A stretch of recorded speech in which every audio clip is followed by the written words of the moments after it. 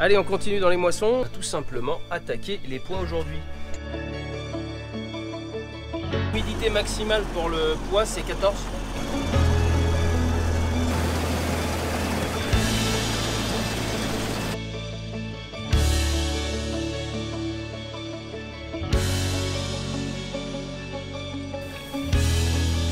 Bon, on est arrêté, mais pas pour une panne. Allez, nous voici arrivés dans les colzas.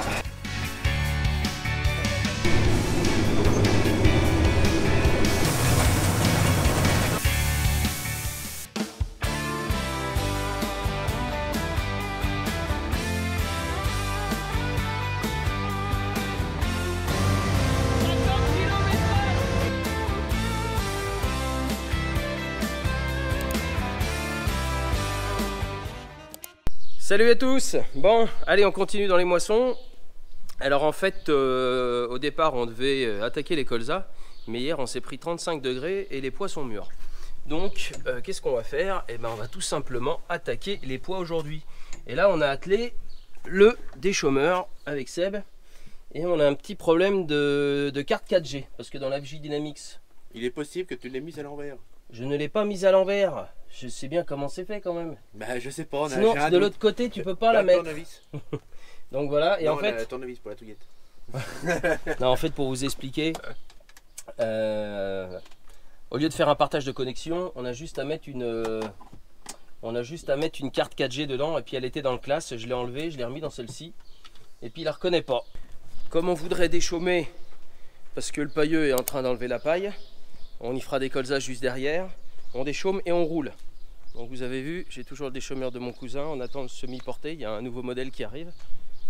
Donc parce que normalement il n'est pas en portée, il est en semi-porté. Et puis on a mis le 946 sur les rouleaux. Et là on est en train d'installer des graisseurs. Donc voilà, la bécane est prête pour les pois. Elle a été soufflée. Les tracteurs sont prêts aussi. Prêts à démarrer. Les vitres ont été faites. On s'est bien fait chier à 35 degrés, c'était super. La bécane est prête pour les pois. Les éparpilleurs, le broyeur a été mis. La vitesse du rotor, on a enlevé les barrettes aussi dans le contrebatteur. Alors les petites barrettes servent à ébarber la barbe de l'orge. Voilà, les relèves épis ont été mis. Parce que parfois c'est quand même couché les pois. Et puis ben il n'y a plus qu'à attaquer, sachant que on va en garder une partie dans des sacs type big bag pour ressemer l'année prochaine. Donc ça c'est un pois de printemps qui s'appelle Cayenne. Ça fait déjà quelques temps qu'on le fait, c'est plutôt pas mal. En sachant qu'aujourd'hui il fait quand même meilleur. Hier il faisait 35 et là on doit être à 24 degrés, donc ça c'est top. La bécane ne va pas chauffer, ça c'est génial. On va être beaucoup mieux pour travailler. Et puis ils annonçaient de l'eau fin de semaine, donc on s'est dit il va falloir qu'on foute l'accélérateur. Et puis là ça change un peu tout le temps. Enfin quoi qu'il en soit, tout est mûr, même les blés, j'ai l'impression qu'ils croquent dans les dents. Donc on va pas avoir le choix que de foutre l'accélérateur et de tourner un peu. Parce que quand ça sera en cellule ou à la COP ou chez le négoce, eh bien au moins on sait que ça sera protégé. Et que la cam sera prête à partir et donc prête à payer.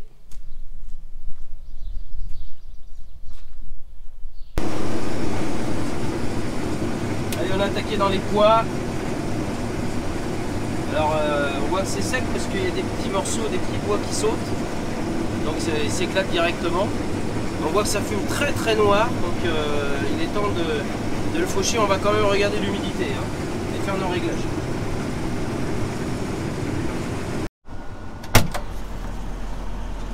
On a fait 50 mètres, la machine elle est noire. Ça c'est propre. C'est propre mais il y a beaucoup de retours. Donc il va falloir qu'on règle la grille supérieure un peu mieux. Alors on va voir. Bon. On a encore un problème avec le capteur d'humidité de la bécane. C'est sec.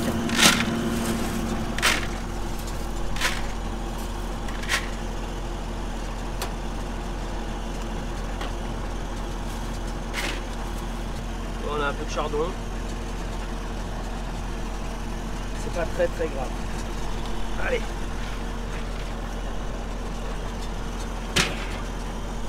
Alors l'humidité maximale pour le pois c'est 14. Donc on va voir. Normalement la bécane, elle a 1,5 point de moins. Elle nous annonce 14.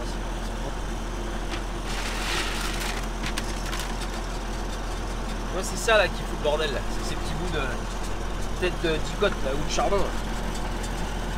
Là. Alors.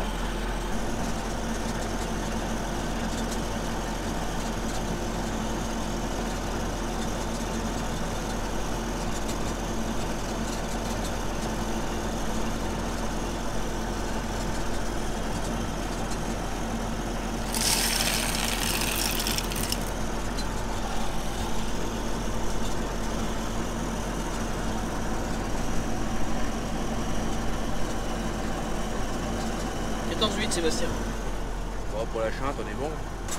Alors ce qui est important déjà au niveau de la perte, c'est de voir déjà sortie de coupe si on en perd.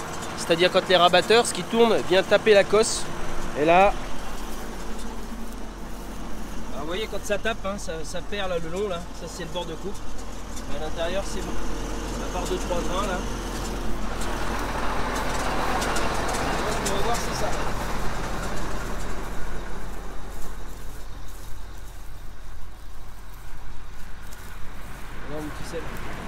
Il y en a un là.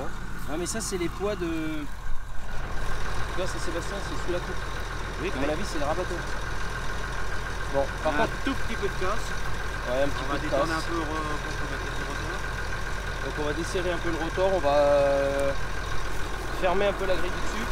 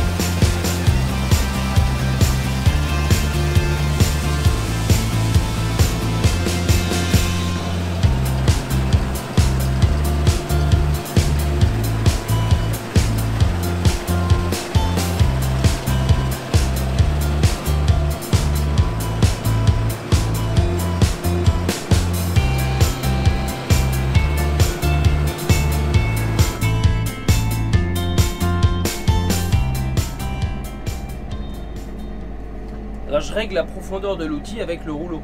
Et comme il est monté sur des vérins, je le fais hydrauliquement. Comme c'est tout l'outil qui appuie sur le rouleau, comme ça permet d'avoir une profondeur réglée avec celui-ci. Après on met des petites cales pour régler la profondeur. Pour le coup moi je veux vraiment travailler superficiellement. Est-ce qu'il a réussi à me faire le passage Seb ?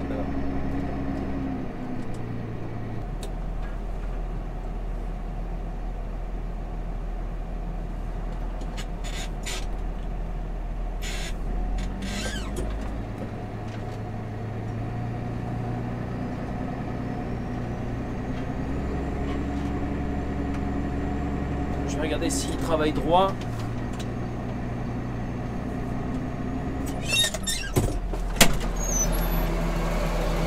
C'est pas mal.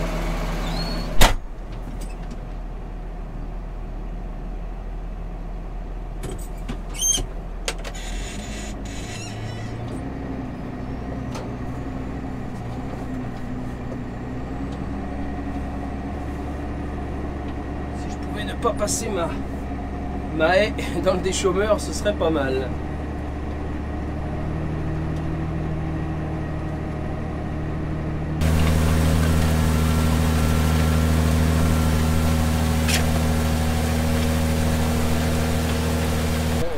Ça donne. Ah, il est peut-être un peu trop à l'avant. Vous voyez, il penche un peu à l'avant. Oh là là, ça c'est du boulot ça. Impeccable. Vous voyez, je suis à quelques centimètres. Hein.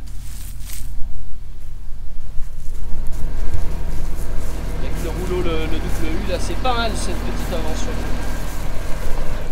Alors pour ceux qui veulent les déchômeurs, on est encore en période de test sur ce rouleau là. Mais on travaille avec les Turcs justement pour avoir un bon rouleau digne de ce nom.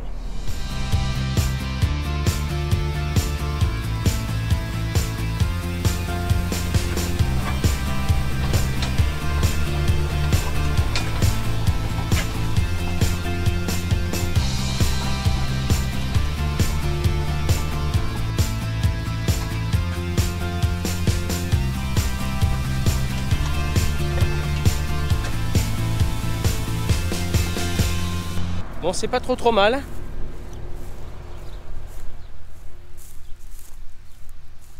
On a un bon petit mélange en surface, c'est ce qu'on appelle un déchômage. Voilà, déchômage superficiel. Pour le coup là, on est vraiment pas profond. Ouais. Comme je vous expliquais tout à l'heure, je vais en mettre une cale de plus pour travailler encore plus superficiellement. Ce sont les petits clips qui sont ici. Je sais pas si vous pouvez voir. Je vais en mettre un de plus.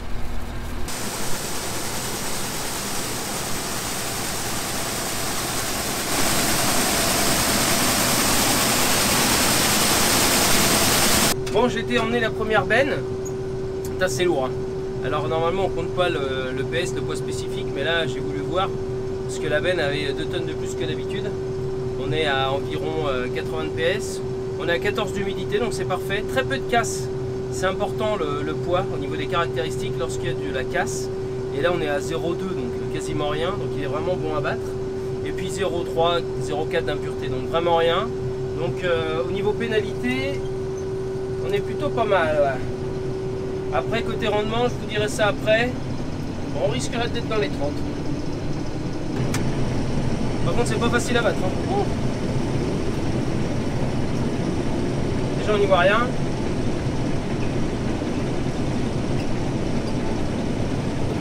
Bon, ça se bat plutôt pas mal ces poids de printemps. Bon, par contre, le grain est à bonne humidité, mais comme la paille a dû mouiller avec l'eau qui est tombée là il y a quelques jours, la bécane elle est noire de chez noir.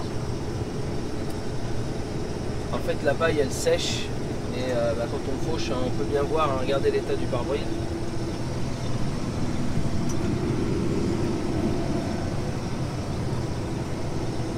Alors ça doit être plutôt pas mal, hein, c'est plutôt pas mal, ça a l'air d'être intéressant. On fait du... on risquerait d'être dans les 30 bientôt. Donc il faut savoir que le poids de printemps c'est quand même un très bon précédent. Derrière on fera un colza exceptionnellement sur cette parcelle. Donc on y mettra évidemment moins d'azote parce que je vous en parle à chaque fois. Le poids de printemps utilise l'azote de l'air et le transforme via ses nodosités, c'est les petites boules que vous avez à côté des racines, enfin sur les racines, justement pour pouvoir transformer cet azote et faire un engrais naturel.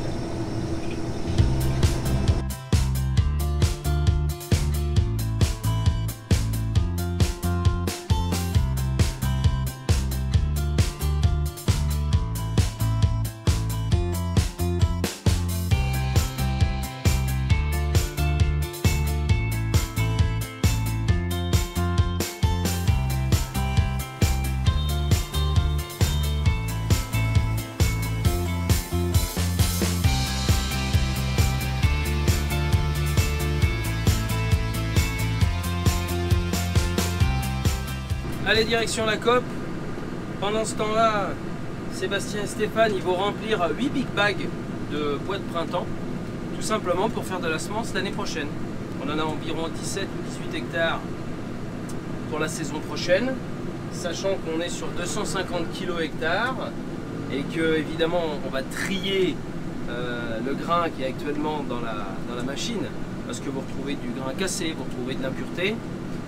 Et donc une fois que ça sera trié, il y aura un peu moins de kilos, donc je préfère prendre un peu plus, pour ceux qui ont fait le calcul bien sûr. Et ensuite on le traitera comme d'habitude. Pour ne pas charger la benne à fond, et je peux vous dire qu'il y a déjà du poids avec le poids. Voilà. On va voir ce que la balance va donner.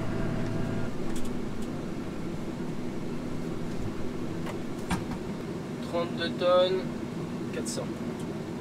32 tonnes, 380. Je sens que c'est lourd.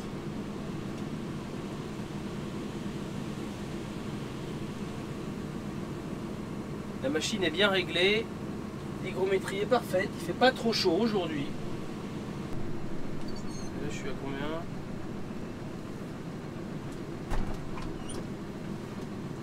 14 tonnes. Je me disais bien que c'était chargé et pourtant je l'ai vraiment pas chargé.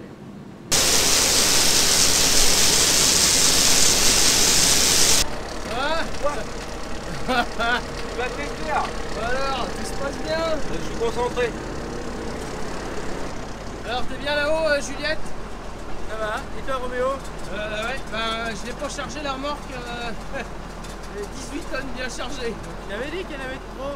Bah, tu rigoles? Toi tu veux la casser? Tu veux la casser? Ça se voit que c'est toi qui paye. Ah, tu rigoles? S'il y en a un qui casse pas, c'est bien moi.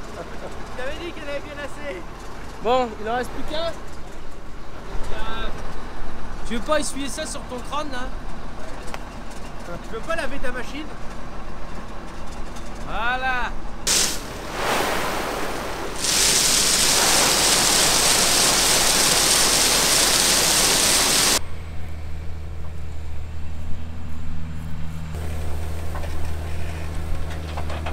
Comme la terre est fraîche parce qu'on est en train de faucher les pois, on va en profiter pour déchaumer.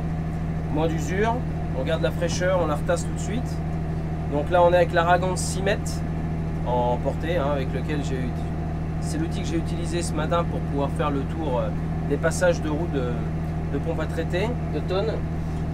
Bon bah voilà, hein, c'est vrai qu'avec le guidage, bah, ça change la vie quoi. Apprentissage de déchaumage. Donc là on est dans les pois de printemps, avec Seb on est en train de faucher. Comme on fait un peu moins de remorques, un peu comme du colza, ça nous permet de déchaumer. Stéphane est avec le massé. Donc là on est avec la barre de guidage. Donc toujours FJ Dynamics 6 mètres avec le déchaumeur Aragon derrière. Ça se fait nickel les amis. Allez on va voir ce que ça donne à l'extérieur.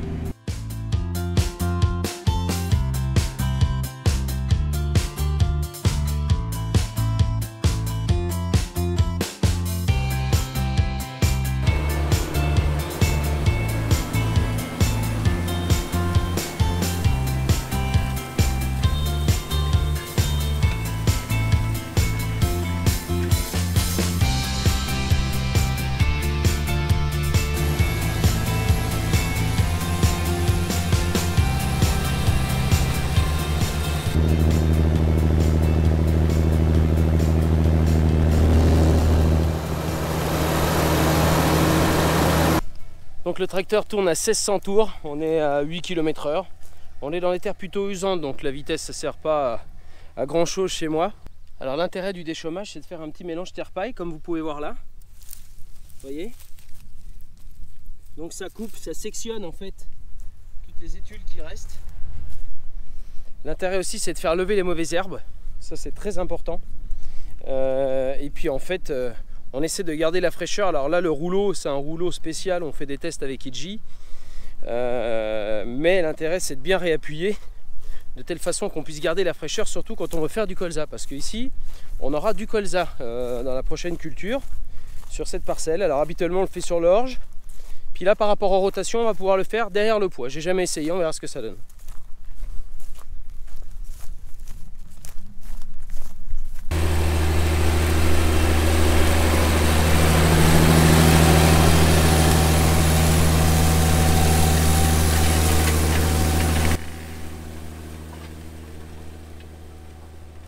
Bon, on est arrêté, mais pas pour une panne.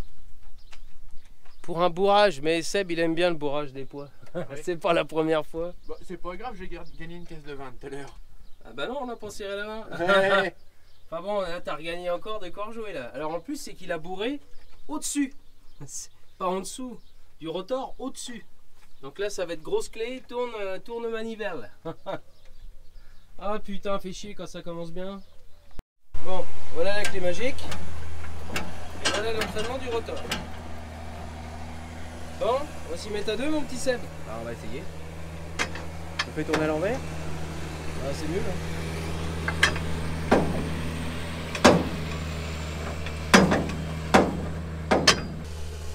vous avez vu comment ça se passait. A tout à l'heure quand on aura débourré. Putain, j'ai les boules. On a mis 2 heures à la débourrer cette machine. En fait, il y a du verre qui est monté dedans. Et comme le rotor ne tourne pas vite, il y a moins d'inertie. Donc bah voilà, on a pris cher. 2 heures à débourrer la machine. On pensait finir pas trop tard les poids ce soir. Et ben non, on va tourner. Enfin bon, c'est pas une panne mécanique, c'est pas très grave. Les dernières bennes emmenaient la COP ce soir, il est 21h. Ouais, je crois, peut-être un peu plus de 21h. Ouais, 21h pile poil, vous voyez. On a encore 2 bennes pour tourner, on devrait finir avec ce soir les poids de printemps. Donc là, je vais manger un petit quelque chose et je vais remplacer mon Seb. Donc moi, ben, je vous dis à demain pour le colza. Ciao. Allez, nous voilà au petit matin. Hier, on a eu de la fraîcheur. Il nous reste 1 hectare de pois à faucher. La machine ne voulait plus avaler. 1 hectare. On n'aurait pas bourré la machine, on aurait fini tranquille hier soir. On serait à la préparer au colza ce matin. Et là, soufflage. Enfin bon, quoi qu'il en soit, on va la souffler évidemment. Mais bon, on aurait pu la préparer. Là, on va être obligé d'attendre 10h, 10h30 pour essayer de faucher les pois. Pour 1 hectare. Oh, la bécane, elle est noire. Alors, je ne sais pas si vous pouvez voir le déchômage là. Alors maintenant qu'on a des étés qui sont très secs, même après le déchômage qui a quand même un rouleau plombeur, le déchômeur a un rouleau derrière qui appuie. On préfère passer un petit coup de rouleau Cambridge pour bien réappuyer le sol pour garder la fraîcheur. C'est pour ça qu'on a mis 1946 sur le Cambridge.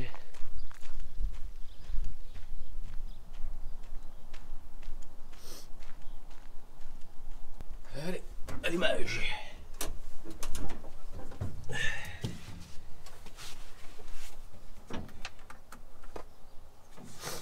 Ça démarre au quart de tour. Et voilà.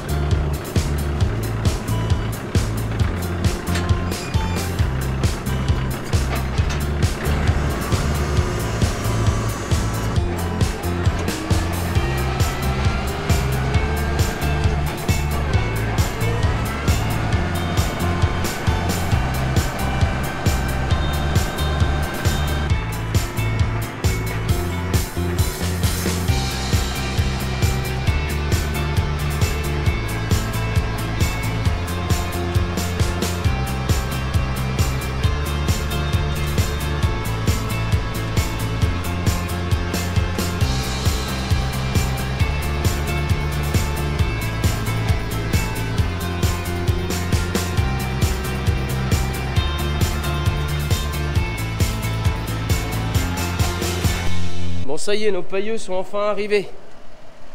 Des jours et des jours pour qu'ils viennent, pour qu'on puisse déchaumer. Il était temps d'arriver. Bon, vous avez vu que la machine était sans la coupe, tout simplement parce qu'on va aller sur l'autre exploitation. Donc elle est chargée derrière le pick-up et on va l'installer au colza. Et je peux vous dire que j'ai hâte de voir ce que ça donne dans le colza parce qu'il paraissait plutôt joli aujourd'hui. Bon,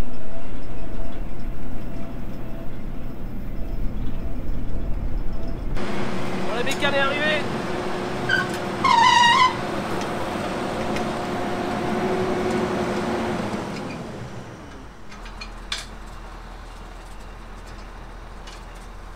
Tac.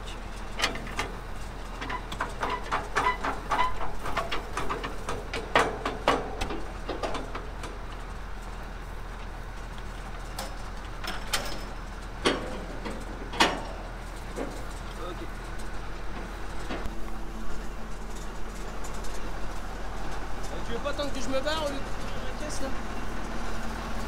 On voit qu'il est quoi. Allez, nous voici arrivés dans les colzas. Bon, je vous laisse regarder, il y a des pieds.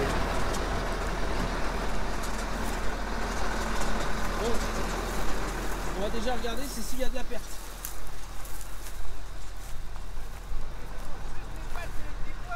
Hein? Ça mange plus les pattes que les petits pois. Ah ça mon vieux. Allez. Oh là là là là, t'as trop de vent. Oh la vache. Ah oui. Beaucoup trop de vent. On baisse ça.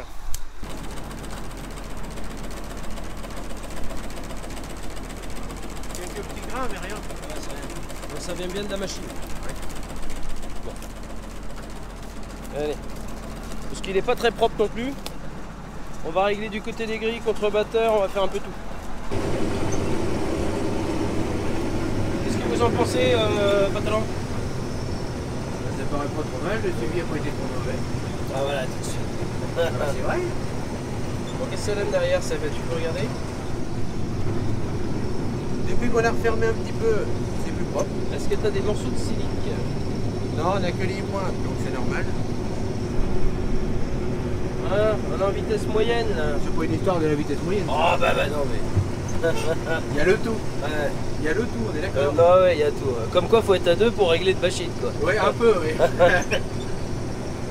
Oh, Si bah, vous voulez cool. acheter une 2388, achetez la pas seule. Bon alors Florian, t'es venu le bonjour là. Bonjour à tous. On attaque le colza. Florian c'est de la société, il est de la société Plantin. Je sais pas si vous vous souvenez, c'était le mini-fer là, le mélange d'engrais starter que j'avais fait avec les colzas. Et là, bon, l'année est propice, Ouais, mais mais c'est quand même pas mal. attends, je suis à 3 km/h. Ah ouais. Il y a du monde, il y a du monde. Ça fait plaisir. Non mais en fait, ça fait longtemps que mon père, tu sais, il mettait de l'engrais à l'époque quand il se met ses colzas. Ouais. Parce que le colza, dès qu'il a un coup de pouce, qu'il est élevé, il est quand même plus résistant aux maladies, aux insectes. C'est ça. Et puis il y a toute la flotte ou les coups de sécheresse qu'il peut y avoir. Bah, ça permet au colza de mieux s'enraciner.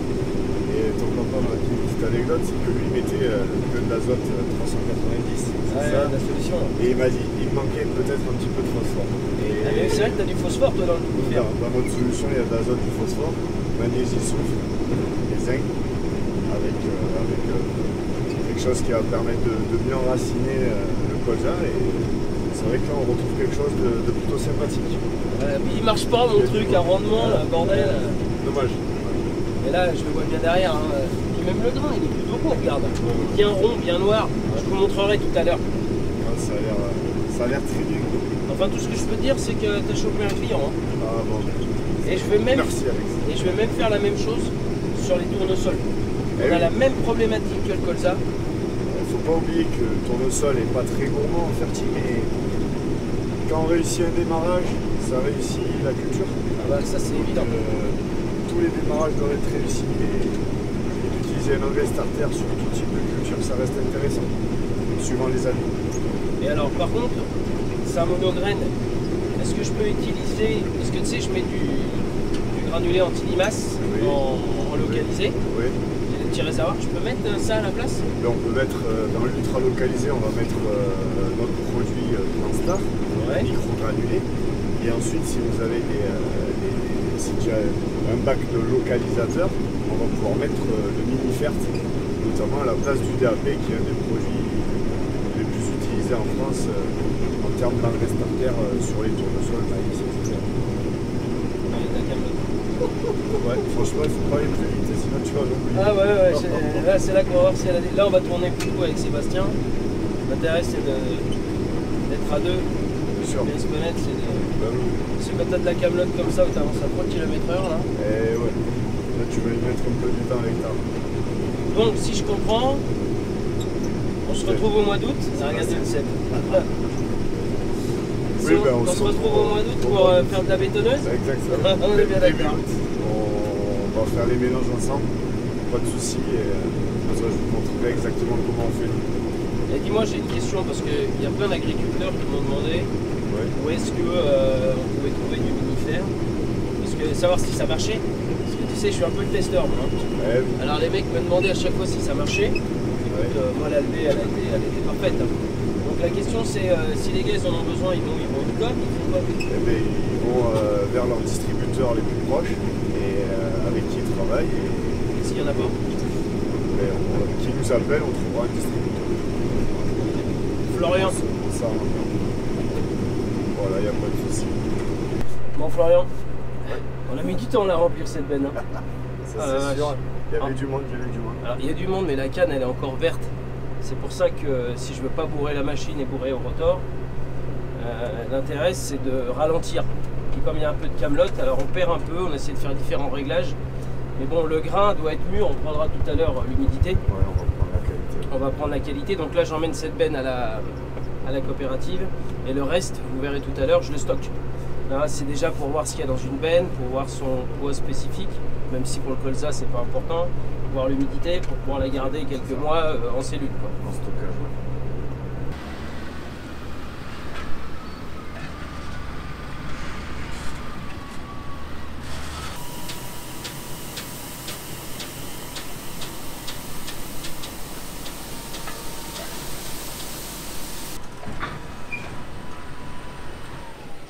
D'accord que c'est la balance qui fait le tout quoi là. Eh ouais. Bon, on est à 6,5 d'humidité. Alors le maximal c'est 9 pour pouvoir le conserver. Donc là on est plus que bien. Et puis alors normalement le PS ça compte pas dans les caractéristiques quand tu vas faire les caractéristiques du colza. Pour le coup ça donne quand même une idée. On est à 66,5 c'est ça? C'est ça. Sachant qu'en règle générale Entre 58 et 63. Ah ouais on est pas mal hein.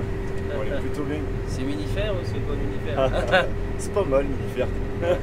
Non mais après c'est ce que tu disais tout à l'heure en fait c'est une bonne assurance. Quand c'est des grosses années comme ça, bon tu vois un peu moins. Bien sûr. Et quand tu as des années de merde à mon avis tu vas quand même mieux le sentir. Mais l'intérêt c'est de prendre plus comme une assurance implantation en se disant qu'on va perdre, on va moins perdre de rendement que si on l'avait pas. Ouais, je suis d'accord. C'est l'objectif. Donc les années très compliquées, ben, on va avoir une meilleure efficience que les années très bonnes, il y aura une efficience un peu moins bonne. Mais on aura toujours un meilleur résultat, c'est le principal. Bah écoute, on va regarder les parcelles où il n'y a pas de minifère. Exactement, il faut voir maintenant. Bon, je sais pas si vous la reconnaissez, c'est ma caméra magnétique sans fil. En fait, comme je recule directement dans la vis à chariot, pour m'éviter de lever la remorque pour voir ce qui se passe derrière, et bien en fait je mets la caméra sans fil. Et tac, je magnétise cette caméra là directement au cul de la remorque. Comme ça, je vois ce qui se passe. Et je m'arrête pile poil parce que si je tape la vis à chariot, le tube va taper directement dans les fibros. Alors si je pouvais éviter ça, ce serait pas mal. Et voilà.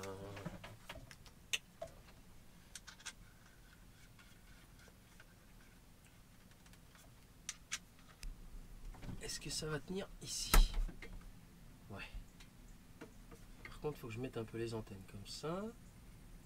Pour pas qu'elles touchent de trop à la ferraille. Alors, elle est où la vis? Ok, comme ça je vois ce qui se passe. Caméra. Normalement elle est chargée. C'est bon.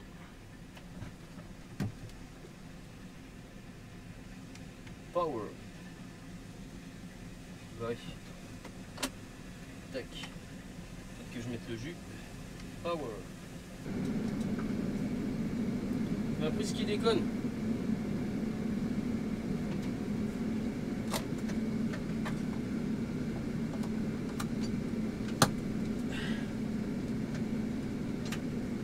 Bon voilà les amis.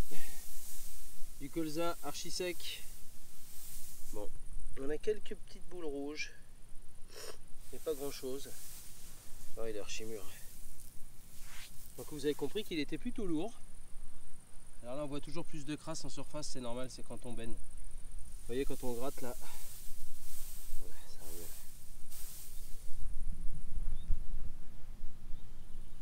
Bon, c'est long. Ça va qu'on tourne avec Sébastien. Parce que on va vraiment pas vite. Alors vous allez me dire, c'est bien de ne pas aller vite, ça veut dire qu'il y a de la camelote.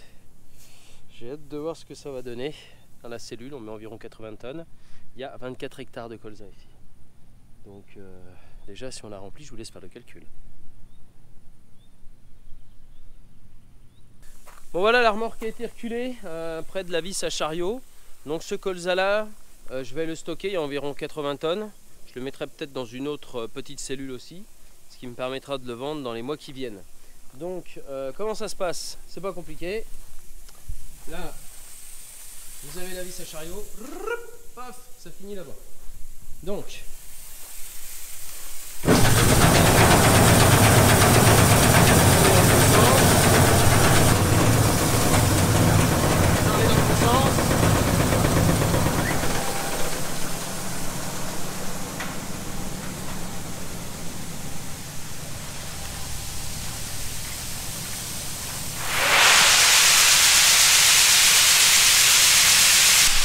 c'est pas plus compliqué, le seul problème c'est quand on arrive en haut, il faut la péter à la pelle. Enfin, c'est comme ça. Donc juste pour information, donc évidemment, ça c'est du colza de variété Feliciano.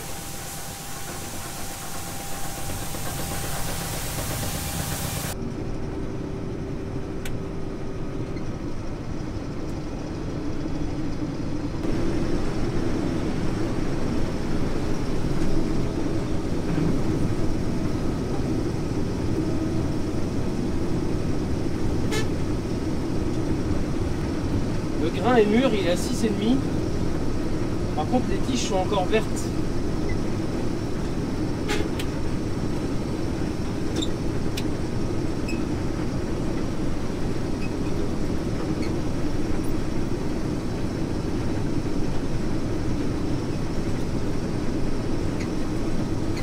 C'est de la camelote, hein.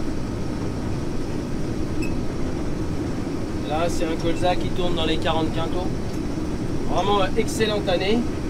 Alors il y a pas mal de choses. Bon, les conditions climatiques ont été bonnes. Et puis on a fait quand même tout ce qu'il fallait.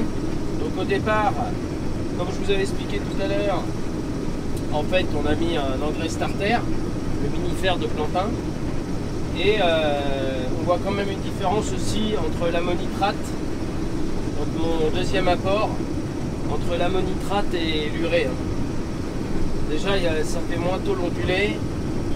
Et puis on a un petit peu de rendement en plus. Donc maintenant mon deuxième apport en colza, parce qu'on apporte 2 apports sur le colza.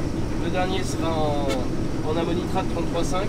Et sur les blés, j'apporte souvent un complet au départ, complet azote, phosphore, potasse avec un peu de soufre. Bon bah là, deuxième, troisième apport qui est en règle générale de l'urée, voire le troisième et quatrième, sera apporté sous forme d'ammonitrate aussi.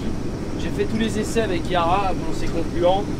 Alors oui, on va payer un petit peu plus cher, mais on s'y retrouve tant en volatilisation, en épandage. D'ailleurs j'ai acheté un camion il n'y a pas longtemps d'ammonitrate.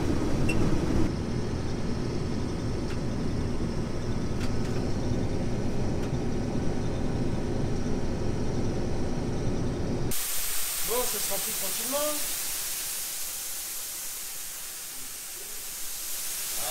Au top, Sébastien, il a mis la petite boulotte pour éviter les tristesses.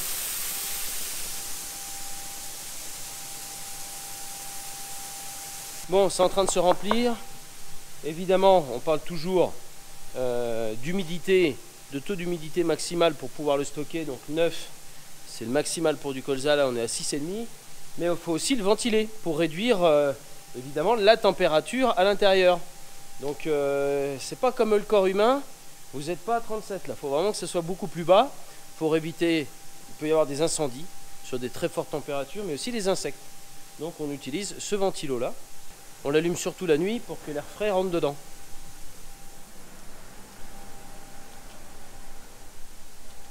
Voilà les amis, on arrive au bout de cette parcelle déjà, la parcelle du lac.